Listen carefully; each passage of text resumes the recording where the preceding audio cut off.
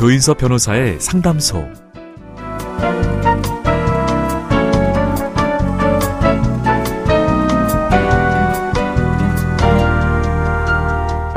뜨거운 여름날 그늘 한 자락이 무더위를 식혀주죠.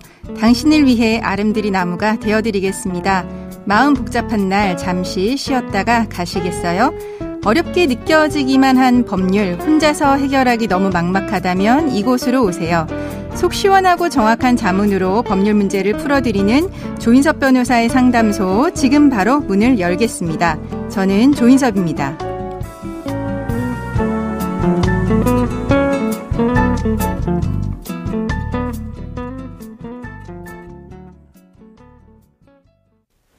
당신을 위한 로하우스 조담소, 이준원 변호사와 함께합니다. 안녕하세요. 안녕하세요. 법무법인 신세계로 이준원 변호사입니다. 오늘은 어떤 고민이 기다리고 있는지 먼저 사연부터 알아보겠습니다.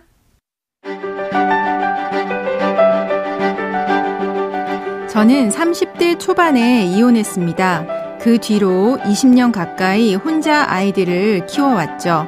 다행히 아이들 모두 잘 자라서 어엿한 성인이 됐습니다. 남편을 만난 건 등산 모임에서였습니다. 그 역시 젊은 나이에 이혼의 아픔을 겪고 외롭게 살아왔습니다. 여러모로 비슷한 우리 두 사람은 금세 가까워졌고 만난 지 1년 만에 재혼했습니다. 저희 둘 다 늦은 나이에 만났기 때문에 따로 혼인신고는 하지 않았지만 함께 살림을 꾸리고 자식들과 여행도 다니면서 즐겁게 지냈습니다. 그런데 행복은 오래가지 않았습니다. 얼마 전 우연히 남편이 바람 피운 것을 알게 됐습니다. 첫 번째 결혼 역시 남편이 바람을 피워서 이혼했기 때문에 너무 괴롭더군요.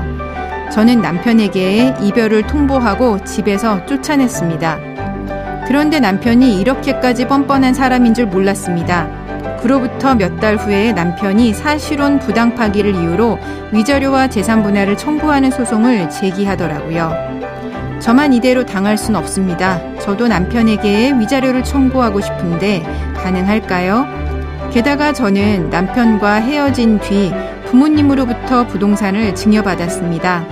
만약 남편과 재산 분할을 하더라도 부모님께 받은 그 부동산만큼은 지키고 싶은데 저는 어떻게 해야 할까요?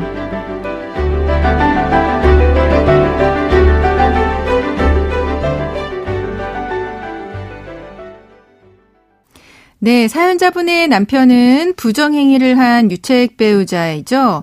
그런데 사실혼 관계에서도 이 유책 배우자 될 수가 있을까요? 네, 사실혼 관계도 혼인신고라는 법적 절차를 밟지 않았을 뿐이지 혼인의 실질이 있기 때문에 사실혼 관계에 있는 부부도 법률원에서 마찬가지로 서로 동거, 부양, 협조해야 할 의무 등 부부로서의 의무를 지게 됩니다. 네. 부부 중 일방 당사자가 이러한 의무를 포기한 경우 당연히 유책 배우자가 될 수 있습니다. 네. 그러면은 사실혼 관계 배우자, 유책 배우자의 경우도 우리 사실혼 끝났다라고 하는 선언을 하는 것도 가능한가요? 네, 사실혼의 해소는 그 일방 당사자가 사실혼 해소를 고지하면은 되기 때문에 유책 배우자도 사실혼 해소를 고지해서 사실혼을 해소할 수 있습니다. 네. 그러면은 사연자분은 사실혼 부당 판기를 이유로 남편이 위자료와 재산 분할을 청구하는 소송을 제기했다는 소장을 송달받은 상태이신 것 같습니다. 여기에서 사실혼 부당 파기라고 하는 거는 어떤 의미인가요? 네, 사실혼 관계에서도 부부로서의 의무가 있다고 말씀드렸는데요. 만약 부부 중 일방 당사자가 이러한 의무를 저버린 것을 이유로 사실혼 관계가 파기된다면 사실혼이 부당 파기되었다고 볼 수 있습니다. 대법원에서 인정한 사실혼 부당 파기 사유를 몇 가지 살펴보면 네. 부정행위를 한 경우, 악의로 다른 일방을 유기한 경우, 배우자나 그 직계 존속으로부터 심히 부당한 대우를 받은 경우 등이 있었습니다. 사실 어떻게 보면은 이 사연자분이 부당하게 파기를 받은 것 같은데 오히려 남편분이 이제 약간 적반하장격으로 이제 사실혼 부당 파기를 이유로 소송을 제기를 했네요. 이 사연자분의 남편은 유책 배우자입니다. 근데 이 유책 배우자가 위자료와 재산 분할을 지금 청구하고 있는 상태세요. 이게 가능할까요? 네, 위자료의 경우에는 상대방이 청구는 할 수 있겠으나 유책 배우자이기 때문에 인정받을 수는 없을 것으로 보입니다. 네. 그리고 재산분할의 경우에는 보통 배우자의 부정행위로 이혼하게 되었는데 재산분할까지 해줘야 되는 걸 납득하지 못하시는 분들이 많은데요. 그렇죠. 재산분할의 목적은 부부가 혼인 중 취득한 공동재산을 청산하고 분배하는 데 있기 때문에 혼인이 해소되었다면 유책 배우자인지 여부와 무관하게 부부 중 일방은 상대방을 상대로 재산분할을 청구할 수 있게 됩니다. 네. 그러면 사연자분은 남편과 헤어진 뒤에 부모님으로부터 부동산을 증여받았다라고 하시는데요. 이 부동산도 재산분할 대상에 포함이 되는 걸까요? 네, 이 질문에 답변을 드리기 위해서는 사실혼 해소의 방법, 그리고 사실혼 해소로 인한 재산분할에서 분할의 기준 시점을 알아야 하는데요. 네. 먼저 해소 방법을 보면 사실혼의 경우는 혼인신고라는 법적 절차를 밟지 않았기 때문에 네. 당사자 간의 혼인을 해소하기로 합의하거나 일방이 헤어질 것을 통보하는 것만으로 혼인이 해소되게 됩니다. 네. 그러므로 이 사연에서는 의뢰인이 상대방의 부정행위를 알고 사실혼 해소를 통보한 뒤 집을 나가셨을 때 사실혼이 해소되었다고 볼 수 있겠습니다. 네.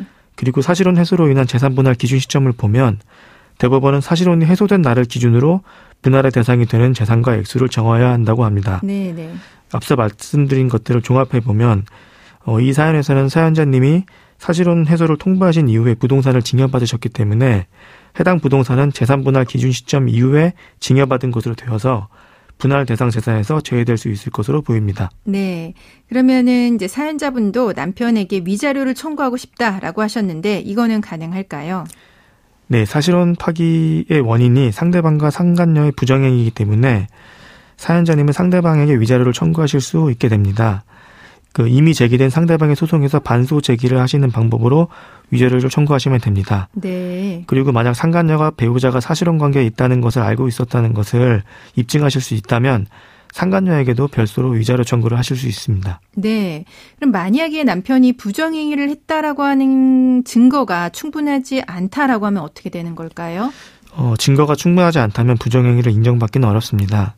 법원은 증거를 통해서 사실을 인정하기 때문인데요. 네. 이 때문에 소송을 제기하시기 전에 증거를 충분히 수집하실 필요가 있습니다. 다만 도청을 하신다거나 흥신소 등을 통해서 증거를 수집하시는 것은 불법이고 형사처벌까지 받으실 수 있기 때문에 조심하셔야겠습니다. 네. 그러면은 불법행위의 증거로는 어떤 것들이 있을까요? 일반적으로 불법행위의 증거로는 주고받은 카카오톡이라거나 네.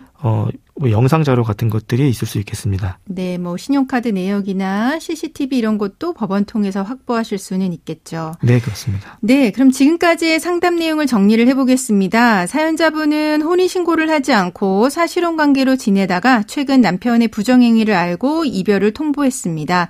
그런데 배우자가 사실혼 관계의 부당 파기를 이유로 위자료와 재산분할 청구 소송을 제기를 했는데요.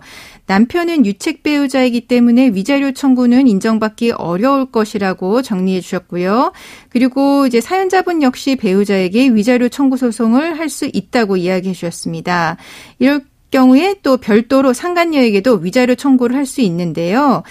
다만 이제 중요한 거는 재산분할의 경우 재산분할을 하더라도 두 분이 헤어진 뒤에 부모님에게 증여받은 부동산 같은 경우는 사실혼 관계가 끝난 뒤에 증여받은 것이기 때문에 사실혼 관계 해소의 날 이후에 받은 거여서 분할 대상 재산에는 포함이 안 될 걸로 보여진다고 이야기를 해주셨습니다. 네, 조인섭 변호사의 상담소 청취자분들의 사연을 기다립니다. 이준원 변호사가 사연 보내는 방법 알려주세요. 네, 인터넷 포털 사이트 검색창에 YTN 라디오 조인섭 변호사의 상담소를 입력하시고 홈페이지에 들어오셔서 상담 게시판에 글 남겨주시면 됩니다. 연락받으실 전화번호도 함께 적어주시기 바랍니다.